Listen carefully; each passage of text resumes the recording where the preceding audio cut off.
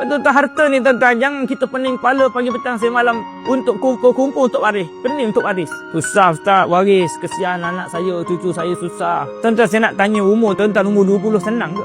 Senang ni, dia ada pasang surut dia. Hari ni kita tengok anak kita susah, 20 tahun mungkin dia jutawan. Kita tak tahu.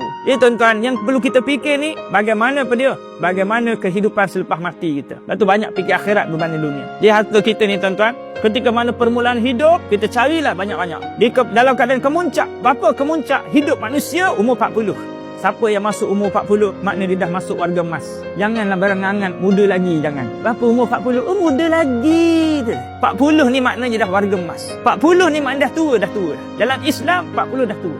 Sebab apa dia? Umat Muhammad di antara 60-70. Maknanya 40 ni, maknanya dia dah nak sampai dah 50-60. Dia nak sampai ke garisan penamat. Haji umur berapa? 60. Muda lagi Ustaz. 90 boleh jadi Perdana Menteri ke? Jangan kita angan-angan. Yang namanya apa dia? Kita sihat, umur panjang.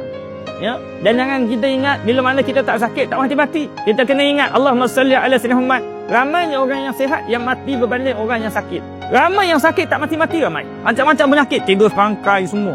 Kadang-kadang yang sakit ni peli-peli, dah tua-tua ni naik basikal lah, exercise. Kan?